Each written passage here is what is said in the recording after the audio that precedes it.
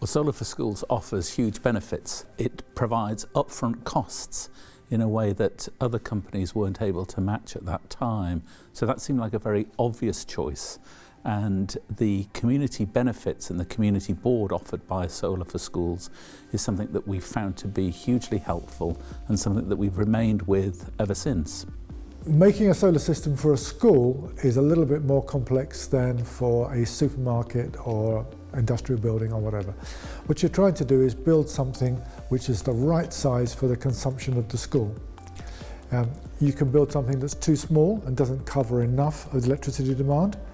You can build something that's too large and spills too much to the grid. So you're trying to find a sweet spot all the time with the school. And you're considering all the time the fact that there's not consumption at weekends and there's not consumption during the holidays. So they're an unusual PV challenge. The vision I'd hope to have is that more schools take up solar panels. When we went down to Westminster, it was amazing to see how many schools, even at the primary school level, are now switching to solar panels. And I think that shift in attitude is a really positive thing in terms of our environment and the way we teach people about renewable energy and the environment as a whole. Luckily, Richard Jones over at St Christopher's was a risk taker and allowed sustainability to develop within his school over the last 2 decades. And by doing that, he's initiated a freedom for the children to think outside the box, to improve their employability skills and to actually link to the environment and know what's going on, and not to actually be greenwashed, not to have the wool pulled over their eyes, but to actually question. What do you notice about the generation for today? We're importing a lot more than we need to be because we're generating almost 200 megawatt hours and that's half of what we need, but we're still importing almost 300 megawatt hours. Yeah. So it's that, how much do we exporting, can you see that? Almost 100 megawatt hours. Yeah, so if we can capture that with a fusion solar battery, then that would actually level out. And obviously the most efficient way to use solar is using all the energy you make. About how much in total will it save? Well, we're hoping about a quarter of our energy import from that. And obviously we've got other ways to do that, behaviour change. Because we're trying to come at this from a heart and a head point of view. And certainly our head tells us that the financial benefits of the Solar for Schools initiative have been really significant and profound. They've also been important in terms of our pupils. It's astonishing how they've wanted to become involved right from the off. We've had a whole series of initiatives around sustainability in school for many years, but the Solar for Schools initiative is the one that really seems to have caught our young people's imagination. It'll melt, so on our solar panels the snow all melted off.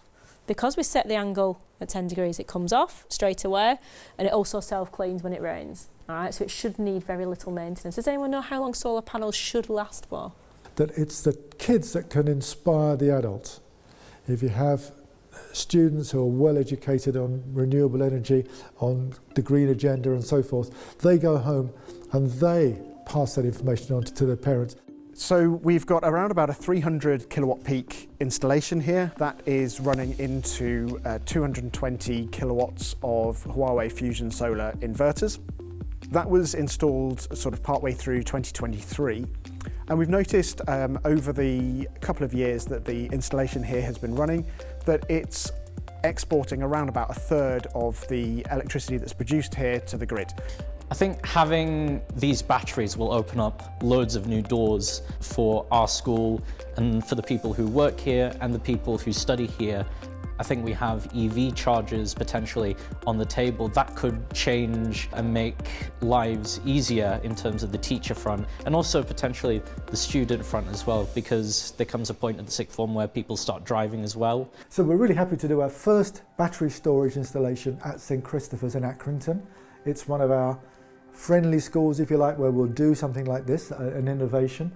And we decided that we wanted to try the new battery system from Huawei. When the new battery system was available, we thought we'd give it a try here and figure out how much energy we can save and how much less energy we spill to the grid. That's really important for us. Now, if you think about batteries, there are really two measures only of them. Their capacity in terms of kilowatt hours.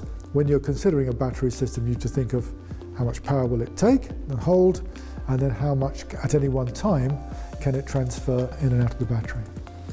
I work remotely from home, so I do a lot of producing energy education resources, and then I do often go into primary school and secondary school teaching a range of different age pupils all about energy and ways that can be more sustainable.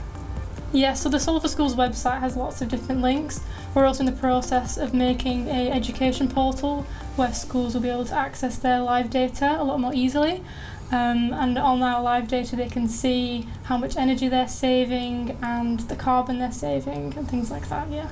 Yeah, and we're really looking forward to having you come along to one of our education visits tomorrow. We're going to Huncote Primary School. It's going to be really good. We're really excited for you to join us. Because it has to be safe, because it's connected to the electricity for the national grid. So at the moment, the energy for your lights, the PowerPoint, and anything else you plug in today will be coming from the solar. Now, some of our solar panels actually in inverters come from China, and they've got to ship all the way along because unfortunately we don't make enough in the UK. So we use some inverters called fusion solar ones that are in your school, some special ones. All right, and we've got to buy them. So the boss here, William, he has to decide if to buy them. And if he can get hold of them, well, that's okay. The job's good. Huncote Primary School is one of the schools within our trust, and they had solar panels fitted in October last year. The panels are an absolutely fantastic idea as they provide obviously solar power to the school.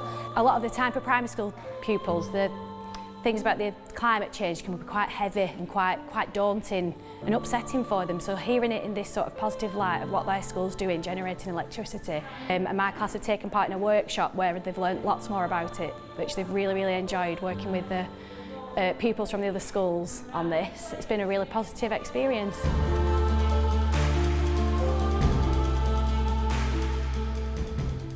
So when we spoke to Sarah Smith, we spoke about the PAC programme, which we do extracurricular, and that's the Politicians Accountable for Climate Change Action. She was really invested in that, so we're going to try and get her to sit down with us and have a chat about it, either for a Teams call or get her to come into school. So I think we're probably on the 5th or 6th primary school visit now, and I'm pretty sure there's at least a 50 to 60% take up on solar energy. And it's interesting who's doing the leadership here, because it's so often the students and pupils who are so far ahead of the game when it comes to issues around sustainability, around the stewardship of the earth and the use of the environment appropriately, that we're listening to them and taking our lead from them. The maturity and the insight that they show is something which is really quite staggering. Schools will often have a champion, a teacher from a physics background or a geography background or whatever who's really into this topic. But as you can see at this school, there are many teachers, and we have the discussion around electric vehicles and the idea of should there be EV charging in schools, and it's all this yes but tomorrow type thinking from some people, and then other people are no, let's get on with it. Let's give teachers the opportunity to drive an electric car by providing charging at the school. Creating an alumni here at St Christopher's is so important for us, and there's nothing more touching than to see former pupils who've been impacted by the positive work that the school's done around sustainability and the environment, who then want to come back in and spread the word to the generations and the young people who are already here. What can be improved is really hammering down how people can do their own bit to help the environment, whether it's at home or in school. You know, if you're not using light in the other room, we're all guilty of it sometimes, but make sure you turn it off. Now, if you think about batteries, there are really two measures only of them. Their capacity in terms of kilowatt hours. So if you were to crudely think of that, that's how much, if there were a bucket of water, how much capacity they have, 21 kilowatt hours in one and 21 kilowatt hours in the other. And then the second thing is the flow rate. So that's the size of the pipe in and out of the bucket. So when you're considering a battery system, you have to think of how much power will it take and hold, and then how much at any one time can it transfer in and out of the battery. And by producing children who question, they become the next engineers, the ones who lead the race, the ones who will hopefully ask the right questions of government and all the other agencies that we need to allow at this moment in time businesses to fill the gap that government don't fill for providing the money to invest in solar and renewable energies. So if businesses can work together to ensure that schools can actually spend their money in educating children rather than paying the energy bills, and if by installing renewables we can educate the children about those and the future, together we can make a difference. My advice to heads and principals around the country would be to make sure that this issue is towards the very top of their agenda. There are so many competing demands placed on school leaders, but what could be more important as we move towards the middle part of the 21st century than equipping our young people so that they can go into the world and understand the importance of sustaining an environment which will allow them and future generations to prosper.